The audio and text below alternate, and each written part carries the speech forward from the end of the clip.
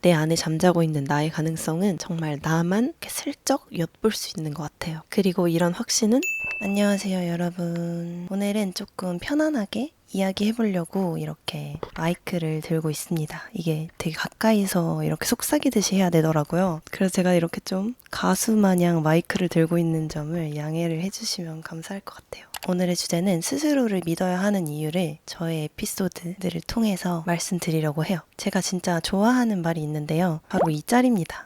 성공하려면 쪽팔림 겪는 단계는 필수인 듯. 이게 진짜 너무 공감이 되는 게 저의 첫 유튜브 영상을 한번 보여드릴게요. 안녕하세요, 윤혜리입니다. 저는 메이크업과 패션을 좋아하는 23살 대학생입니다. 뷰티 콘텐츠 쪽에 정말 관심이 많아서 화장품도 열심히 공부하고 영상도 계속 제작해보고 있어요.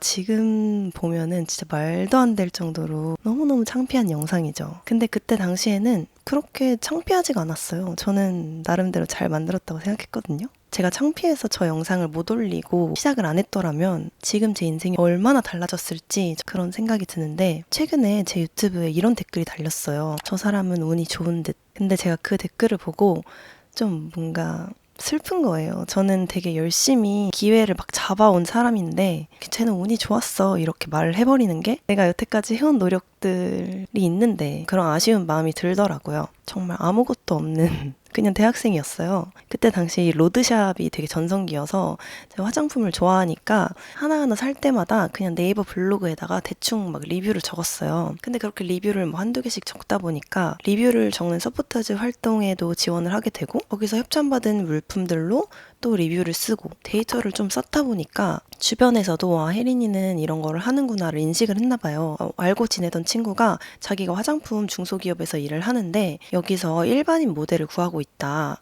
그때 당시가 이제 페이스북에서 짧은 영상들을 막 올려서 화장품 바이럴 광고를 시작하는 그런 때였거든요. 일반인 모델 면접을 한번 봐라 이렇게 소개를 해준 거예요. 그래서 제가 어쨌든 막 이것저것 하는 티를 냈으니까 연락을 준 거죠. 회사에서는 제 얘기를 듣더니 근데 뭔가 기획도 잘하실 것 같고 같이 일을 해보고 싶은데 혹시 회사에서 사무직으로 근무를 하면서 모델 출연도 하시면 어때요? 이렇게 제안을 주신 거예요. 근데 제가 그때 든 생각이 저희가 졸업 요건이 인턴십을 하거나 아니면은 토익을 하는 거였어요. 뭔가 이 알바를 그냥 인턴으로 퉁칠 수 없을까? 이런 생각이 스쳐 지나간 거죠. 학교에 문의를 해보니까 풀근무를 하면 가능하고 회사에 문의를 하니까 그렇게 증명서를 써줄 수 있다는 거예요. 어차피 졸업 요건도 맞추고 너무 좋다 하겠다고 했어요. 그럼 바이럴 영상 기획도 하고 촬영 보조도 하고 출연까지 하게 된 거죠.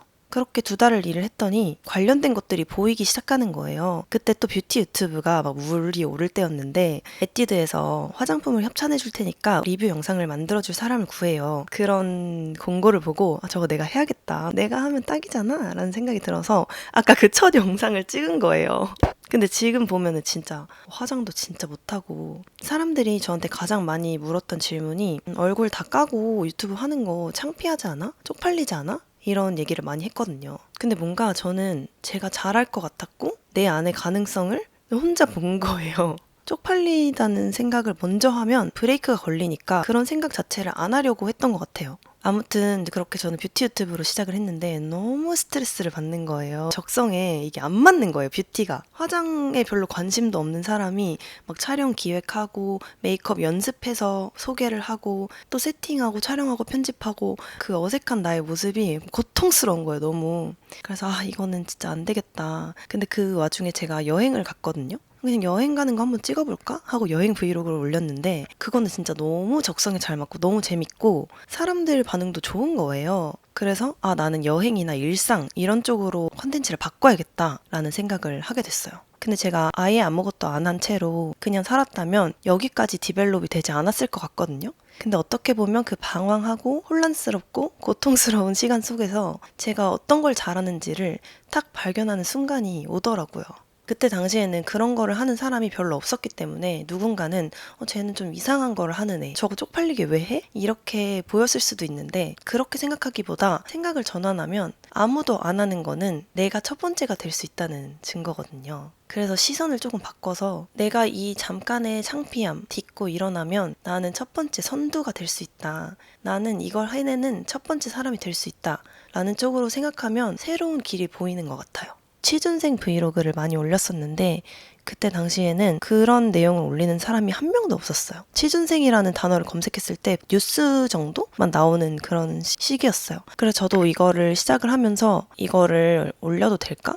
왜냐면 사실 좋은 내용은 아니잖아요. 자꾸 떨어지고 나는 잘 못하고 이런 모습을 남들은 한 번에 턱턱 막 합격하는데 이걸 올리는 게 맞을까? 뭐 그런 생각도 들긴 했는데 그냥 누군가는 그런 얘기도 하는 게 좋지 않을까라는 생각이 들었고 그거를 그냥 그 올리는 것 자체가 나한테도 엄청 큰 힘이 됐던 것 같아요.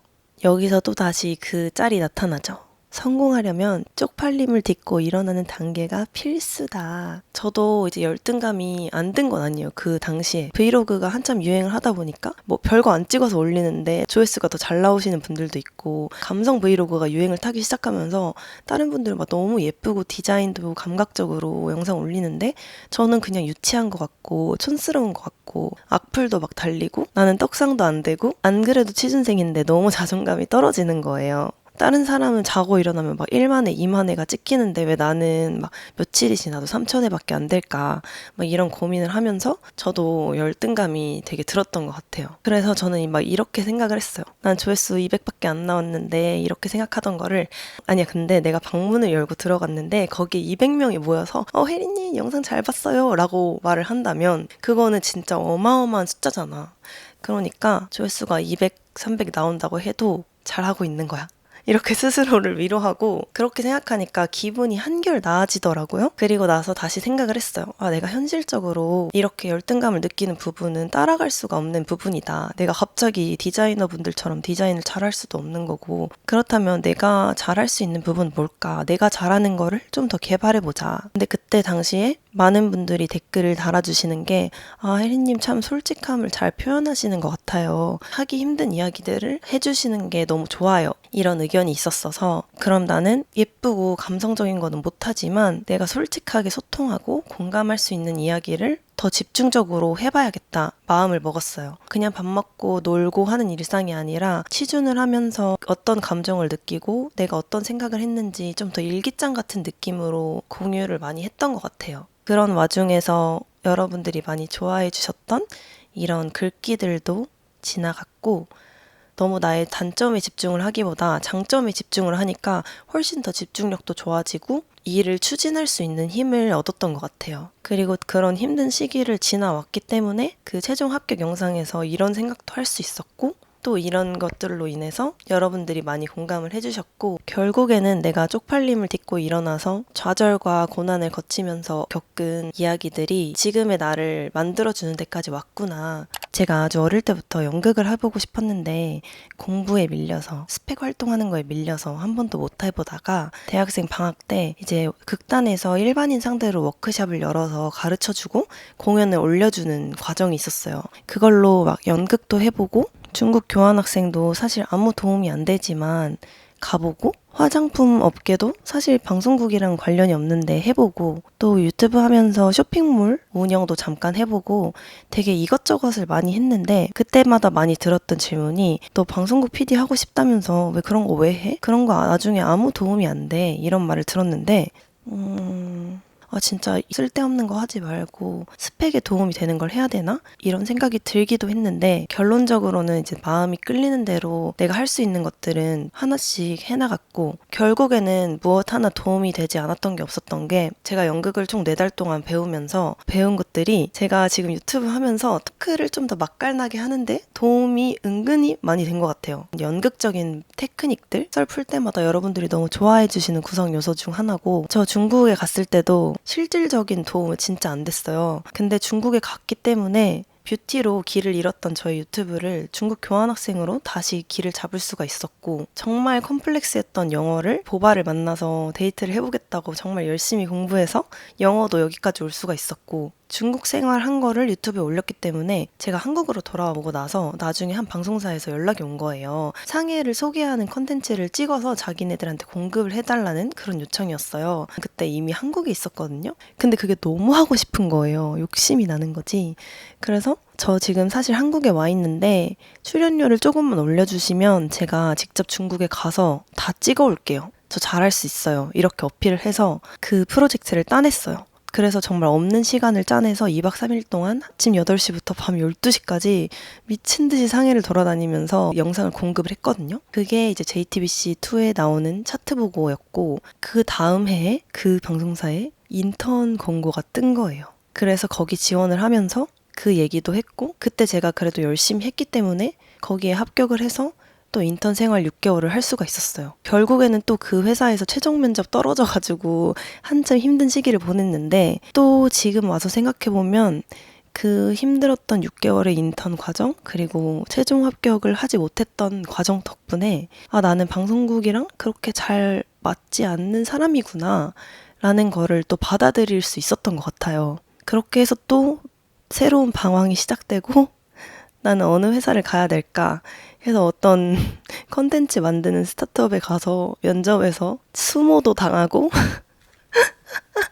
결국에 홈쇼핑 지원서를 써서 가게 됐는데, 또 웃긴 거는 제가 그 당시 유튜브를 하면서 또 브랜디에서 쇼핑몰을 운영해보라는 제안을 받아가지고, 제가 초등학교, 중학교 때 인터넷을 진짜 많이 하면서 중고나라에 막 제 옷 팔고 이랬거든요. 그때도 쇼핑몰 전성기여서 쇼핑몰 너무 해보고 싶었는데, 사실 제가 너무 시골 소녀여서 그런 시스템을 아예 몰라서 못했었거든요. 근데 그런 기회가 오니까 너무 하고 싶어서 막 진짜 열심히 준비해가지고 했어요. 근데 사실 유튜브에서는 상업적인 게 많이 나오면 안 좋아하시잖아요. 저도 그걸 아는데, 취준생이었던 제가 그런 일을 하니까 그때 당시 응원을 해주시던 분들이 윤혜린도 역시 파리피플이 됐다, 진짜 짜증난다 이러면서 욕을 진짜 많이 먹었어요. 근데 저는 되게 저한테 좋은 기회고 좋은 경험이니까 내가 여기서 잃을 게 있더라도 해보고 싶다라는 마음이 있어서 열심히 했죠. 근데 스킬이 부족했고 너무 연륜도 없었고, 그러니까 그때 당시에 뭐 좋은 매출을 내지는 못했어요. 정말 힘든 경험으로만 남았는데, 정말 신기하게도 또 제가 홈쇼핑 지원서를 쓰면서, 홈쇼핑은 방송으로 물건을 파는 곳이잖아요. 제가 물건을 팔아본 경험이 하나도 없는데 그 쇼핑몰을 한 게 있는 거예요. 그래서 자소서에 컨텐츠로 물건을 팔아본 적 있는 사람이다, 이런 내용을 쓸 수가 있게 된 거예요. 사람이 죽으라는 법은 없다고 유튜브에서 욕은 꽤나 먹었지만 결국에는 또 다시 내가 취준을 하는데 그 경험이 도움이 됐다. 얘기를 너무 막 중구난방으로 해가지고 제 의미가 잘 전달이 될지 모르겠는데, 인생이 이렇게 가는 것 같아도 이게 또 이렇게 가기 위한 그 마지막 꼭지점일 수도 있다는 거예요. 그래서 왠지 모르게 모두가 노를 외칠 때 나의 마음이 예스를 외친다면 내가 미래에서 보내고 있는 어떤 한 신호일 수도 있다. 여러분들이 뭔가 하고 싶은 게 있고 고민되는 게 있는데 쪽팔림, 실패에 대한 두려움, 이런 것 때문에 주저하고 있다면 해보세요. 거기에 낭비할 시간과 돈이 너무 아까워요. 나이가 너무 많아요. 보통은 이런 이유들이 우리의 앞을 가로막잖아요. 근데 저는 아무것도 하지 않아서 그냥 지나가 버린 시간들도 기회비용이라고 생각해요. 그래서 저처럼 그냥 마음이 끌리는 게 있다면 일단 냅다 시작해보고 한 걸음 물러서기도 하고, 또 그게 나중에 어떤 꼭지점이 되기도 하고, 그런 것들을 막 찾아서 나가는 게 우리에게 주어진 이 시간들을 잘 활용하면서 인생을 즐길 수 있는 그런 과정이 아닐까 생각해요. 너 연극 그런 거 뭐하러 해? 소용없어. 중국어 배우지 마. 너 얼굴 까고 하는 거 안 쪽팔려? 제가 이런 말들에 휘둘리고 너무 많은 신경을 써서 제가 하고 싶은 마음이 있는데 못했더라면 저는 제 인생에 있어서 중요한 이 굴곡들을 만나지 못했을 것 같아요. 여러분들 갑자기 무언가 문득 하고 싶다면 잘하고 있는 겁니다. 하고 싶은 게 없더라도 일단 뭐라도 해보세요. 그리고 주변에 뭔가 쓸데없는 걸 하고 싶다는 사람이 있으면 그냥 열심히 해보라고 응원을 해주세요. 그 사람이 어디로 갈지, 어디까지 갈지는 그 사람의 직감과 미래만이 알 수 있는 결말이에요. 무언가를 처음 하게 되잖아요. 그러면 너 그걸 왜 해? 이런 이야기를 듣는데, 그걸 꾸준히 해서 무언가 이루고 나면 혹시 그걸 어떻게 시작하게 됐어? 라는 호기심 어린 질문을 받게 돼요. 그래서 그 시초에서 어떤 결과까지 가는 데는 내가 쪽팔림을 딛고 일어서는 것, 나의 직감을 믿고 내 마음이 닿는 데까지 해보는 것, 내 안에 잠자고 있는 나의 가능성은 정말 나만 이렇게 슬쩍 엿볼 수 있는 것 같아요. 그리고 이런 확신은 꾸준한 노력이 뒷받침되었을 때 가질 수 있는 것 같습니다. 여러분들이 무슨 일을 하고 계시든지 어떤 고민을 하고 계시던지 2025년에는 조금 더 자신을 믿고 직감대로 나아갈 수 있기를 바라면서 오늘 영상은 여기서 마칠게요. 여러분 새해 복 많이 받으시고요. 또 저도 이제 새로운 도전을 앞두고 있잖아요. 이 도전은 또 어디까지 갈 수 있을지 저도 알지 못하고 두려움이 있지만 또 제가 한 10년 하면 증명이 되지 않을까요? 앞으로도 지켜봐 주시고 건승하시길 바라겠습니다. 안녕.